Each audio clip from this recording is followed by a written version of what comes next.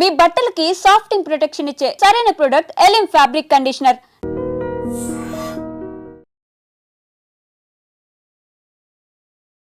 నమస్కారం, welcome to I dream. నేను మీ విజిత. ప్రస్తుతం మనతో పాటు ఉన్నారు ప్రముఖ ఆధ్యాత్మికవేత్త డాక్టర్ అనంతలక్ష్మి అమ్మగారు. ఇప్పుడు అమ్మతో మాట్లాడి మరిన్ని విషయాలు తెలుసుకుందాం. నమస్తే అమ్మా. నమస్తే అమ్మా. మా మదర్స్ డే రాబోతోంది. అవునమ్మా. మనకి ఈ సృష్టిలో గొప్ప వ్యక్తి ఎవరైనా ఉన్నారు అనంటే అమ్మ. అమ్మను మించిన దైవం అనేదే లేదమ్మా. లేదు. అమ్మ గురించి చెప్పాలంటే ఏం చెప్తారమ్మా? భగవంతుడు అన్ని చోట్ల ఉండలేక అమ్మను సృష్టించాడు అని ఒక కవి చెప్పాడు. చాలా అప్రాప్రియేట్గా అనిపిస్తుంది. నిజమమ్మా. అంతేకాకుండా అమృతం దేవతలు తిన్నారు అని నాకేమీ అసూయ లేదు వాళ్ళ మీద, ఎందుకంటే నాకు అమ్మని ఇచ్చాడు కదా అని ఇంకో కవి చెప్పాడు. ఇది ఇంకా బాగా అప్రాప్రియేట్గా అనిపిస్తుంది. ఎందుకు అంటే అమృతంలో సగభాగం అమ్మలో ఉంది.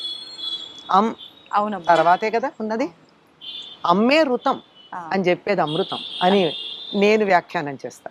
కనుక సృష్టికి మూలం జగన్మాత అయినటువంటి అమ్మ అయితే లౌకికమైనటువంటి సృష్టికి కారణమైనటువంటిది మనకు కనపడేటటువంటి, మనకి జన్మనిచ్చినటువంటి 10 నెలలు గర్భంలో మోసినటువంటి తల్లి. కనుక మనకి దైవంగా భావించుకోమని చెప్పేటటువంటి వాటిల్లో మొట్టమొదట మాతృదేవోభవ అని చెప్పారు. తర్వాతే పితృదేవోభవ, ఆ తర్వాతే ఆచార్య దేవోభవ. ఆ విధంగా మనకి మొట్టమొదట తల్లి దైవముగా కలిగిన వాడివి అవవలసినది అని గురువు చదువై బయటికి వెళ్తున్నటువంటి విద్యార్థికి చెప్పేటటువంటి మాట. కనుక తల్లి దైవంగా ఉన్నవాడు అంటే తల్లి యొక్క ఆశీర్వచనం ఉంటుంది, చక్కగా చల్లగా ఉంటాడు అని అర్థం. అక్కడ అంత గొప్పనైన తల్లి విషయానికి వచ్చేసరికి ప్రస్తుత రోజుల్లో చాలా వరకు వాళ్ళని పక్కన పెట్టేయడము, హింసించడము, తీసుకెళ్లి వృద్ధాశ్రమాలలో పడేయడం, ఇలాంటివి చాలా చూస్తున్నాము. అవునమ్మా. అసలు ఎందుకమ్మా ఇలా ఎందుకు అయిపోయిందంటారు? ఎందుకంటే మనం మాట్లాడే మాటల్లోనే ప్రతి మాటకి ధ్వని తరంగాలుండి ప్రభావం ఉంటుంది. అటువంటి దాంట్లో అమ్మ అని అమృతమయమైనటువంటి మాట అనడం మానేసి అమ్మని చంపేశాం మనం. మమ్మీ అన్నాం. మమ్మీ అనడం మొదలెట్టిన తర్వాత అమ్మకి విలువ పోయిందమ్మా. మొట్టమొదట ప్రపంచ మాతృ దినోత్సవం జరుపుకుంటూ ఉన్నటువంటి సందర్భంలో వీలైనంత మంది ఒక్క నిర్ణయం తీసుకుంటే మీరు చెప్పినటువంటి సమస్యలు లేకుండా పోతాయి. ఏమిటంటే అమ్మ అని పిలుద్దాం, అమ్మ అని పిలిపించుకో. నిజంగా మీరు చెప్పినట్టు అమ్మ అని పిలవడం చాలా వరకు కనుమరుగైపోయిందమ్మా. అవును, అమ్మని మమ్మీ చేసాను, చంపేశాం కదమ్మా. శవాన్ని చేసేసాక ఇంకా దానికి విలువే ఉంది. పోనీ పాశ్చాత్య దేశాలు ఏమన్నా మమ్మీ అని పిలుస్తారా? లేదే. అక్కడ కూడా మామ్ అంటారు. మనకి మమ్మీ ఎక్కడి నుంచి వచ్చిందమ్మా? అర్థం చేసుకోండి. దీని నుంచి బయటపడాలి. ఓకే. ఈ ఒక్క దాంతో మనకి ఎన్నో రకాలైన మార్పులు వస్తాయి. ఈ ఒక్క మార్పు తెచ్చుకోగలిగామంటే మీరు ఇందాక అడిగినటువంటి సమస్యలు ఉండవు, తొలగిపోతాయి. ముందర పిల్లలు పిలవడం కన్నా తల్లులే మమ్మీ అని పిలిపించుకోవడానికి ఇష్టపడుతున్నారు. మా పిల్లలు ఇంగ్లీష్ చదువుకుంటున్నారు అని భ్రమపడుతున్నారు, కానీ మా పిల్లలు మమ్మల్ని దూరం చేసుకుంటున్నారు, మాకు వాళ్ళకి ఉన్నటువంటి అనుబంధాన్ని మేమే తెంపేస్తున్నాము అనేటటువంటి భావనలో లేరు. అమ్మ అని పిలవడం పక్కన పెడితే చాలా మంది పేర్లు పెట్టి కూడా పిలిచే రోజులు వచ్చాయమ్మ, పేరెంట్స్ ని కూడా. అవునమ్మా. ఫ్రెండ్స్ లాగా పేర్లు పెట్టి పిలుచుకోవడము ఇదంతా. ఇక్కడ ఒక చిన్న మాట చెప్పాలమ్మా. ప్రాప్తేషు షోడశే వర్షే పుత్రం మిత్రవదాచరేత్ అని ఉందొక మాట మనకి పిల్లల పెంపకంలో.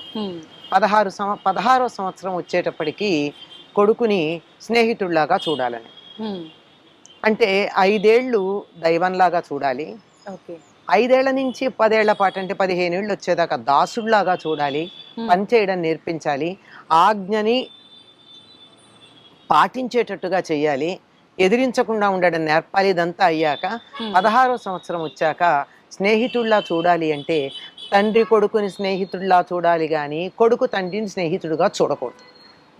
ఇక్కడ మర్చిపోతున్నారు. ఇది మర్చిపోయి రివర్స్ అయిపోతుంది. అంతే కదా. మనం ఏదైనా చెబితే మనకు అనుకూలంగా దాన్ని వక్రభాష్యం చేసి చేసుకుంటున్నాం తప్ప అసలైనటువంటి అర్థాన్ని మనం పాటించట్లా. ఇదేదో ఎక్కడో ఎవరో హాఫ్ నాలెడ్జ్ గాళ్ళు కొడుకు తండ్రి స్నేహంగా ఉండాలంటే పేర్లు పెట్టి పిలుచుకోవడం, కలిసి సిగరెట్లు తాగడం, మందు తాగడం లాంటివి చేసి తండ్రికి తల్లికి ఉండే గౌరవాన్ని పోగొడుతున్నారు. పైగా తండ్రే తల్లిని పేరు పెట్టి పిలవడం అలవాటు చేస్తాడు. పైగా తండ్రి భార్యని చులకనగా చేస్తే కొడుకు కూడా ఏమనుకుంటాడంటే అమ్మ అంటే మగాళ్ళు ఏం చెప్పినా పడుండాల్సిందే అని అభిప్రాయానికి వస్తున్నాడు. కనుక తల్లికి గౌరవం రావాలి అంటే పిల్లలకి చెప్పడంతో పాటు ముందు పెద్దలు తల్లిని గౌరవించటం నేర్చుకోవాలి. పురుషులు భార్యల్ని గౌరవించడం నేర్చుకుంటే పిల్లలు తల్లిని గౌరవిస్తారు, ఆ తర్వాత తండ్రిని గౌరవిస్తారు. అవునమ్మా, నిజంగా చాలా నిజమైన మాట మా మీరు చెప్పింది. మరే కదా, ఎక్కడో ఒకళ్ళని పిల్లల్ని అనేస్తున్నాం, పిల్లలు తల్లిదండ్రులని పేరు పెట్టి పిలుస్తున్నారు. ఈ యువతరం చెడిపోయింది. యువతరం ఏం చెడిపోలేదండి, వాళ్ళు మంచివాళ్ళు, వాళ్ళు బంగారం. మనం వాళ్ళని పాడు చేస్తాం. ఆ బాధ్యత మనం వహించాలి. పిల్లల్ని పాడు చేసినటువంటి బాధ్యత వహించకుండా వాళ్ళు అట్లా వీళ్ళు ఇట్లా అనే అధికారం మనకి ఎక్కడుందమ్మా? అవునమ్మా, లేదు అమ్మా. అయితే అంత గొప్పనైన దైవం అన్ని చోట్ల ఉండలేక అమ్మ రూపంలో ఉన్నాడు అని చెప్పారు కదమ్మా. అటువంటి అమ్మకి మనం ఏ రకంగా కృతజ్ఞతలు తెలుపుకోవచ్చమ్మా? కృతజ్ఞతలు చెప్పడానికి థ్యాంక్ యూ అని ఒక రోజు ఆ మదరింగ్ కేక్ తెచ్చి ఇచ్చేస్తే అయిపోదమ్మా. ఆ కేక్ పేరే మదరింగ్ కేక్. అలా ఇచ్చేస్తే అయిపోదు. మనకు అసలు అలా ఒక్కరోజు కాదమ్మా, మనకి ప్రతిరోజు కూడా తల్లిదండ్రులకి నమస్కారం చేసుకునేటటువంటి పద్ధతి ఉండేది పూర్వం. తల్లికి నమస్కారం, తండ్రికి నమస్కారం చేసుకుని బయటికి వెళ్ళే పద్ధతి. అంటే ప్రతిరోజు తల్లిదండ్రుల్ని మనం గౌరవించే పద్ధతి ఉండేది. అది మర్చిపోయాం గనక ఇప్పుడు జ్ఞానసూర్యుడు పడమటను పొడిచి తల్లిని గౌరవించండి సంవత్సరానికి ఓ రోజైనా అని చెప్తే దాన్ని అనుసరించాల్సిన అవసరం వచ్చింది.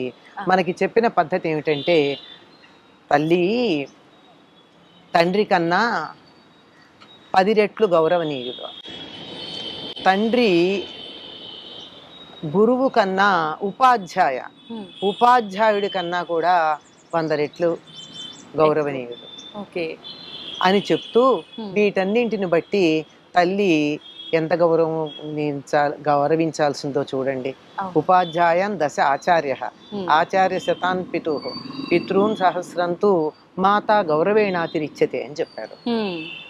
అంటే కొన్ని కోట్ల రెట్లు ఒక గురువు కన్నా తల్లి గౌరవించదగింది. తల్లిని గౌరవించాలంటే మీరు అన్నట్టు మదరింగ్ కేక్ ఇవ్వడము, ఒక గ్రీటింగ్ కార్డు ఇవ్వడము, ఒక గిఫ్ట్ తెచ్చి ఇవ్వడము, లేదా ఆవిడ్ని నేను పూజిస్తున్నా అని చెప్పడము, ఇవేమీ చెయ్యక్కర్లేదమ్మా. పూజించే పద్ధతి ఏమిటంటే తల్లికి తల్లి స్థానం ఇచ్చి గౌరవించండి. నిజమమ్మా, కరెక్ట్ మాట ఇది. తల్లిని పని మనిషిలా చూడడం మానేయండి. తండ్రి ఏమో ఏటీఎం, తల్లి ఏమో పని మనిషి, ఇలా చూడడం పిల్లలది కాదు దోషం. అట్లా మనం అలవాటు చేసాం, పెద్దవాళ్ళమే అలవాటు చేసాం. ఏం కావాలన్నా ఇస్తాను నాన్న అని, నువ్వు లేచి రాకున్నా అన్న చదువుకో, నీకు గ్లాసు పాలు చేతికి అందిస్తాననే తల్లి. వీళ్ళు అలా కాకుండా తల్లిదండ్రులని మనుషుల్లాగా, ఆ తర్వాత గౌరవించదగినటువంటి వాళ్ళలాగా చూడడం చిన్నతనంలో అలవాటు ఉండాలి. ఆ తర్వాత పెద్ద అయ్యాక తల్లిదండ్రుల పట్ల గౌరవం కలిగి ఉండడం అంటే వాళ్ళని వృద్ధాశ్రమాల్లో పడేయకుండా ఉండాలి. వృద్ధాశ్రమాల్లో పడేయడం మాట ఉంచండి, ఇంట్లో ఉంచుకుంటే కూడా మాట్లాడరే, అది కదా. దాని బదులు వాళ్ళని పలకరించటం, వాళ్ళ అభిప్రాయాలు ఏమున్నాయో తెలుసుకోవడం, వాళ్ళు కావాలనుకున్నటువంటి వాటిని చెయ్యనీయడం, వాళ్ళకు కొంచెం స్వేచ్ఛ ఇవ్వడం, ఇవి చెయ్యాలి. పెద్దవాళ్ళు అయిపోయారు, మీకేమిటి కోరికలు, మీకేమిటి మీ ఇష్టం, మా ఇష్టం వచ్చినట్టు ఉంటాము అని కాకుండా వాళ్ళు కూడా మనుషులే కదా. అవునమ్మా, 60 ఏళ్లకేమీ వాళ్ళు సెనైల్ అయిపోలేదే, స్టిల్ దే ఆర్ యాక్టివ్. అట్లాంటి వాళ్ళని వాళ్ళకి ఇష్టం వచ్చినట్టుగా ఉండనివ్వగలగడం అన్నది ప్రధానమైనటువంటి అంశం అమ్మ. వాళ్ళకి శారీరకంగా మానసికంగా స్వేచ్ఛని ఇచ్చి వాళ్ళకి తగినట్టుగా వాళ్ళకి కావలసినట్టుగా వాళ్ళని ఉండనివ్వాలి. వాళ్ళతో మాట్లాడాలి, వాళ్ళ భావాలకు గౌరవం ఇవ్వాలి. ఇక్కడ పెద్దవాళ్ళు కూడా గుర్తుంచుకోవాల్సింది ఏమిటంటే పిల్లల విషయంలో అతిగా జోక్యం చేసుకోకూడదు. వాళ్ళ ఇష్టం వాళ్ళది, అడిగితే సలహా చెప్పాలి, లేకపోతే మన పద్ధతిలో మనం ఉండాలి. కన్న తల్లైనా సరే సలహా చెప్తాం. వాళ్ళు తప్పుదారిని పెడుతున్నారు అంటే అమ్మా ఇటు వెళ్ళడం తప్పు అని చెప్తాం, విన్నారా సరే, లేదంటే ఊరుకోవాలి. వాళ్ళు సలహా అడిగితే చెప్పాలి, కానీ మన అభిప్రాయాలు వాళ్ళ మీద రుద్దకూడదు. చాలా మంది ఇప్పుడు మీరు అన్నట్టుగా ఈ విషయంలోనే తేడాలు ఎక్కువగా వస్తున్నాయి. పేరెంట్స్ పెద్దవాళ్ళుగా ఉండి ఇది వద్దు అని చెప్తే పిల్లలకు ఈ జనరేషన్ కి అనుగుణంగా వాళ్ళు ఉండి వాళ్ళకు నచ్చక వాళ్ళు చెప్పిన మాట పేరెంట్స్ కి పిల్లలకి తేడాలు ఎక్కువ. అవునమ్మా, చెబుతామమ్మా. చెప్పిన తర్వాత వినడం వినకపోవడం వాళ్ళ విజ్ఞత, అంతేగాని నువ్వు విని తీరాలని బలవంతం చేయకూడదు. చెప్పకుండా ఉండడం తప్పు, కానీ బలవంతం చేయడం కూడా తప్పు. చెప్పాలి, బలవంతం చేయకూడదు. అంతటి కృష్ణుడే నన్ను శాధిమాం అన్నాడు అర్జునుడు, నన్ను నువ్వు శాసించు అన్నాడు. అన్నాక బోళ్ళు ప్రశ్నలు వేశాడు. అన్ని అయ్యాక ఏం చెప్పాడు కృష్ణుడు?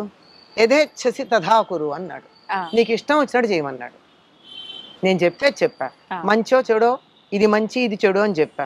నువ్వు ఏ మార్గంలో పెడతావు అది నీకు సంబంధించింది. నేనెవరు నిన్ను బలవంతం చేయడానికి? చెప్పకపోతే నాది తప్పు, ఆచరించకపోతే నీది తప్పు, నాకు సంబంధం లేదు. ఈ జాగ్రత్త ఒక్కటి పెద్దలు పాటించగలిగితే, వాళ్ళు పాటిస్తున్నారన్న సంగతి పిల్లలు తెలుసుకుని ఉన్నట్టయితే తల్లిదండ్రులు పిల్లల మధ్య అద్భుతమైన సంబంధాలు ఉంటాయి. అవునమ్మా, నిజం. పేరెంట్స్ ఒక్కరే కాదు, పిల్లల వైపు నుంచి పేరెంట్స్ వైపు నుంచి ఇద్దరు వైపు నుంచి ఉండాలి. అనేక మంది తల్లిదండ్రులు పిల్లలు గౌరవించటానికి తగిన పద్ధతిలో కూడా లేరమ్మా. వాళ్ళు కూడా సరి చేసుకోవాలి. నిజమమ్మా. అంతా నన్ను గౌరవించే స్థానంలో నేను ఉన్నానా లేదా అని ఎవరికి వాళ్ళు ఆలోచించుకోవాలి. నా పిల్లలు నన్ను గౌరవించట్లేదు అంటే ఇంట్లో వంట చెయ్యకుండా స్విగ్గీ నుంచి ఆర్డర్ ఇచ్చి తెచ్చిపెట్టే తల్లిని ఏ కొడుకు గౌరవిస్తాడమ్మా? అంతే అమ్మా. కల్చర్లన్నీ వదిలేసి, మన సాంప్రదాయాలు వదిలేసి మోడర్న్ లైఫ్ కి అలవాటు పడిపోయిన తర్వాత మీరు అన్నట్టు చేత అటు ఇటు ఇది ఒకటి మీరు 5 నిమిషాల్లో మాట్లాడే విషయం కాదు. ఈ ఒక్కదాని గురించి మాట్లాడాలంటే కనీసం ఒక 3-4 గంటలు పడుతుంది. అంచేత అందులో 1-2 విషయాలు మాత్రమే సూచనగా నేను చెప్పడం. ఓకే. నిజంగా అమ్మ గొప్పతనం గురించి ఒక్క లైన్ లో సింపుల్ గా చెప్పాలంటే ఏం చెప్తారమ్మా? ప్రారంభంలో నేను చెప్పా కదమ్మా, అమ్మ అంటే దైవం అని. దైవం. ఆ జగన్మాత ఇన్ని చోట్ల ఉండడానికి అవకాశం లేక ప్రతి స్త్రీ శరీరంలోనూ ఉంది. అందువల్లే ఆ జగన్మాత సృష్టి ఎట్లా చేసిందో స్త్రీలందరూ తరువాతి తరాలను సృష్టి చేస్తున్నారు. కనుక ప్రతి స్త్రీ జగన్మాత అంశ గనక మనకి మన పూర్వులు ఇంత పిల్ల దగ్గర నుంచి అంత వృద్ధురాల దాకా ప్రతి వాళ్ళని అమ్మ అనడం అలవాటు చేశారు. ఎప్పుడైతే సాటి స్త్రీని అమ్మ అనడం మొదలు పెట్టామో అప్పుడు అసలు యాసిడ్ దాడులు ఎందుకుంటాయమ్మా? అవునమ్మా. కనుక స్త్రీ అంటే జగన్మాత, సృష్టికర్త్రి. ఒక్క పద్యంలో అయితే నేను బాగా చెప్పగలుగుతానేమో, అమ్మలగన్నయమ్మ ముగురమ్మల మూల పుటమ్మ చాలా పెద్దమ్మ సురారులమ్మ కడుపారడి పుచ్చినయమ్మ తన్నులో నమ్మిన వేల్పుటమ్మల మనమ్ముల నుండెడియమ్మ దుర్గమ్మ అమ్మ కృపాబ్ది ఇచ్చుత మహత్వ కవిత్వ పటుత్వ సంపదల్. ఒక్క అమ్మని గనక మనం తలుచుకుంటే మహత్వం, కవిత్వం, పటుత్వం సమస్తం వస్తాయి. ఆ అమ్మ ఎక్కడో ఉందనుకుంటారేమో, మా అమ్మే అని అనుకున్నట్టయితే సర్వశుభాలు కలుగుతాయి. చాలా బాగుందమ్మా. నిజంగా అమ్మ గొప్పతనం అంతా తెలిసిపోతుంది ఆ పద్యంలోనే. చాలా సంతోషం అమ్మ. నిజంగా అంత దైవ స్వరూపమైన అమ్మ గురించి మీ మాటలతో వినడం నాకు చాలా సంతోషంగా ఉంది. ఇంకో మాట చెప్తారమ్మా, అమ్మ నిర్మాత భవతి అన్నారు. అంటే మాతా నిర్మాత భవతి, తల్లి నిర్మాత. శరీరాన్ని, మనస్సుని, వ్యక్తిత్వాన్ని, ఆరోగ్యాన్ని, సమస్తాన్ని నిర్మాణం చేసే తల్లి. అందువల్లే మాత అన్నారు. ఓకే, చాలా సంతోషం అమ్మ. నిజంగా చాలా మంచి విషయాలు అమ్మ గొప్పతనం గురించి తెలియజేశారు. నమస్తే అమ్మా. నమస్తే అమ్మా.